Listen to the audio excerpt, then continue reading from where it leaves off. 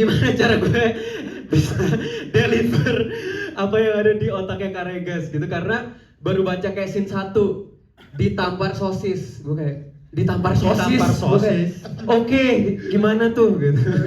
Terus tiba-tiba dituang galon gitu, gue kayak oke gitu. Terus akhirnya baca sampai selesai, tapi ternyata wah sangat dalam banget gitu ya. Mungkin di sepertiga film tuh aku ngelihat kayak wah banyak banget apa ya, perasaan yang menyenangkan gitu ya, kayak berasa lagi ada di alam lain gitu ya. Tapi ya bagaimanapun juga namanya juga realita, apalagi di Indonesia gitu ya, dengan mungkin teman-teman Kondisinya. remaja gitu ya yang mencoba untuk menggapai mimpinya, tapi keadaan pasti akan ya Menampar. menyulitkannya dan menamparnya gitu dengan realita gitu. Tapi ternyata filmnya sangat dalam banget, menyentuh hati aku. Terus apa ya, ada perasaan yang sebenarnya cukup ya remuk gitu ya, karena aku ngelihat Bayu terus jadi ikut merasakan gimana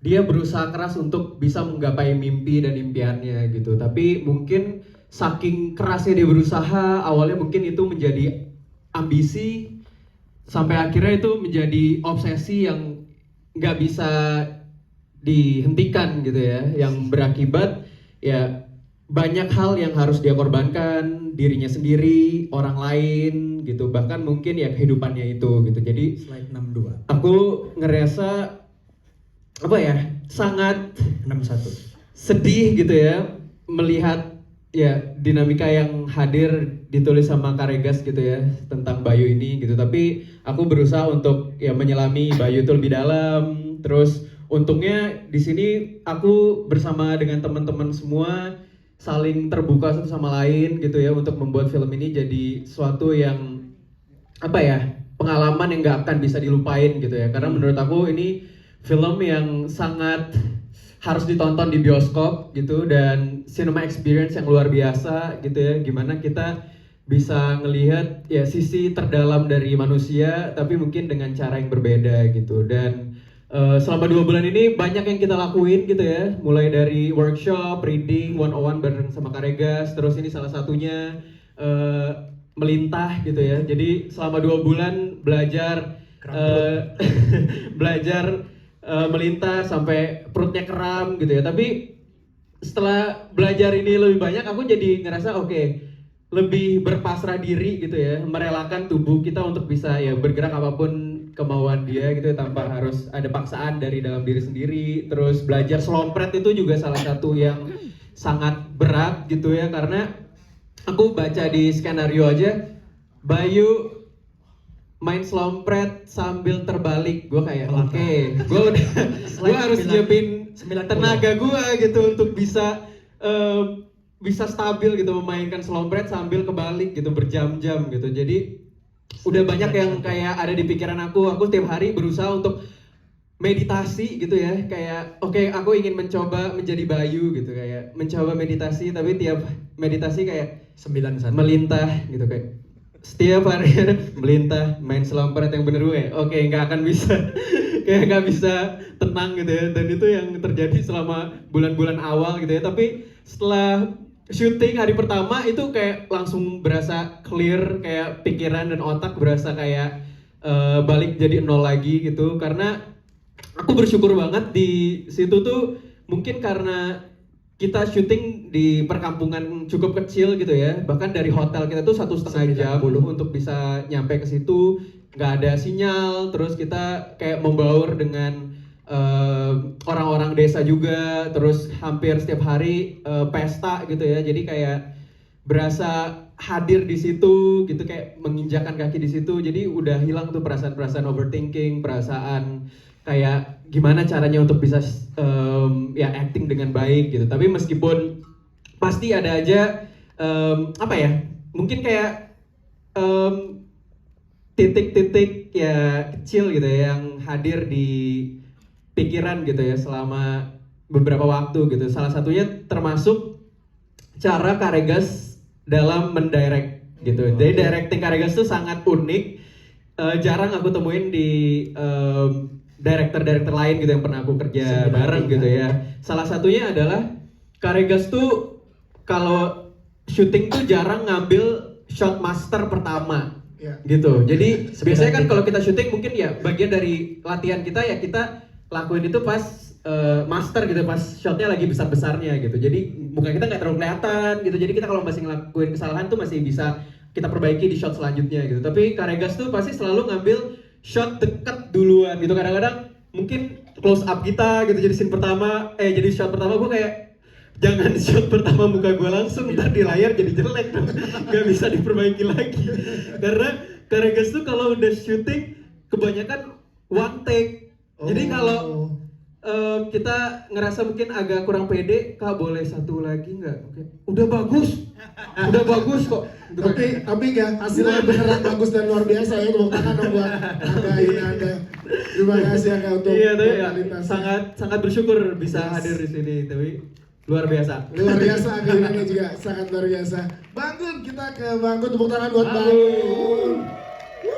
Wow, Bang Gun, boleh ceritakan tentang bagaimana proses tadi yang dijelaskan oleh Mas Regas juga untuk mantra atau slide 63 ya, dan juga gimana dapat pujian di Sundance kemarin dan juga standing ovation, boleh diceritakan juga ke teman-teman media. Bang Gun, silahkan. slide 63.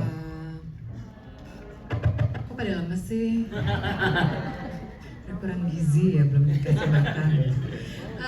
Jadi ya kita terus terang kan aku ini film pertama ya. Lebar pertama.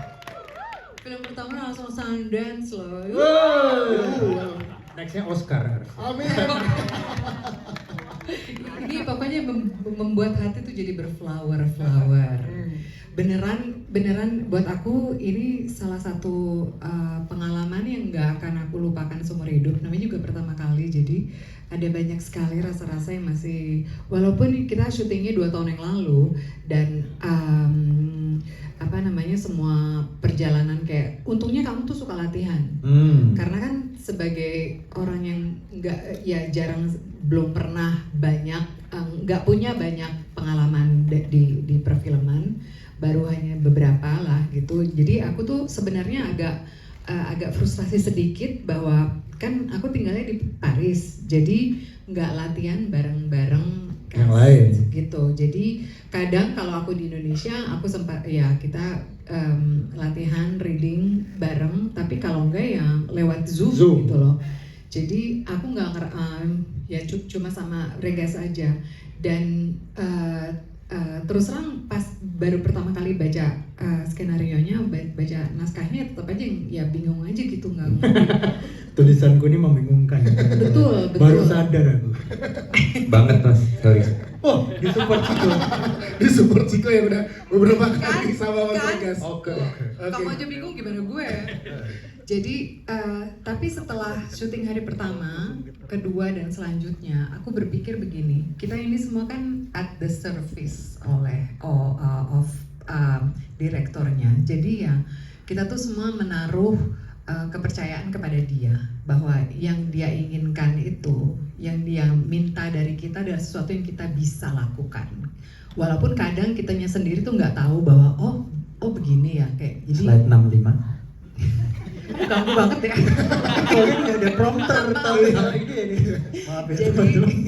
Jadi ya buat aku ngikutin aja dia maunya kayak apa, berapa lama kayak gitu. Jadi menaruh kepercayaan sepenuhnya dengan dia. Bahkan waktu diharuskan untuk membuat mantra-mantra, itu kan sama sekali nggak ada kata-katanya, nggak ada. Slide 64. Jadi gini, kita waktu itu masuk ke studio rekaman karena kan untuk kebutuhan syuting mantra-mantranya itu harus direkam dulu. Jadi sebenarnya pada saat itu Masiko atau Maudi, Masiko ya? Iya. Harusnya tuh datang ke studio untuk memberi tahu saya bagaimana misalnya Gerakan tarian, kebo. ya gerakan roh kebo gitu. Terus begitu aku diutuskan untuk pokoknya yang Mbak lihat itu langsung dikeluarkan secara spontan. Nah, Masikonya nggak bisa datang. Akhirnya mau nggak mau ya Regas ini yang menari-nari di depanku. Amatir kelihatannya. Jadi ya begitulah. Jadi aku melihat dia loncat-loncat kayak kutu. Terus udah gitu kan pertama, terus udah gitu kamunya juga nggak ngasih tahu lagi. Iya. Kayak yang ngeliatnya agak, ini serius nggak sih? Oh oke. Untung nggak ketawa kayaknya. Ya ketawa, tapi dalam hati kan acting. Terus udah gitu langsung masuk ke studio rekamannya dan semuanya itu dikeluarkan secara one take karena Mas Yenu juga dan kamu juga nggak mau kalau kita tuh diulang supaya mungkin ada ini dibenerin. Self correction gitu. Nggak mau, jadi pokoknya one take itu semua begitu. Jadi itu yang aku harus belajar nangkep secepat mungkin dan sejujur mungkin untuk membuat satu roh dari satu roh ke roh-roh yang lain. Wah, tepuk tangan dong One untuk take, one Mbak Agun. Luar biasa Mbak Agun. Kita ke Maudy Ayunda. Yes. Laksmi. Laksmi, mana tim Laksmi, mana tim Laksmi? Slide 67 please. Kita pengen tahu seorang Maudy Ayunda bagaimana merefleksikan ya terhadap karakter yang didapatkan yaitu di sini Laksmi. Silakan. Halo siang teman-teman. Siang. Senang sekali bisa ada di sini hari ini. Perjalanannya gimana ya? Jadi agak mirip sama Angga tadi ya, perasaannya pertama kali diceritain sama Regas, premisnya, karakternya, apa saja sih yang harus dilakukan. Itu jujur rasa utama yang keluar adalah rasa takut ya. Takut tapi bukan takut yang terus negatif, takut yang justru aku merasa terpanggil. Karena aku merasa ini adalah dunia yang sangat-sangat unik gitu yang digambarkan. Jadi world buildingnya sama Regas sangat-sangat menarik. Terus lalu karakter ini juga punya sisi sensitif atau fragility gitu ya dari masa lalunya, tapi di sisi lain harus menunjukkan physicality karena dia memang dirasuki beberapa roh hewan ini yang kalau teman-teman di sini bayangin belum terbayang sama sekali akan bentuknya seperti ini. Jadi waktu awal ngobrol sama Regas, jadi rohnya apa aja, terus diceritain ada kutu, itu bentuknya tarian, maksudnya pasti tonton kebayang ya kayak ada banyak sekali pertanyaan, tapi rasa takut itu, rasa ingin tahu itu yang akhirnya justru membuat aku merasa kayaknya aku terpanggil sama cerita ini dan terpanggil oleh karakter Laksmi. Mungkin itu ya. Jadi rasa takut yang menjadi rasa yakin justru. Wah, tepuk tangan dong teman-teman. Iya, Nanti gitu. kita akan ke Ciko dan juga ke Mas Indra Birowo, tapi kita berikan kesempatan dulu ke teman-teman media untuk bertanya di momen ini ke teman-teman cast dan filmmaker.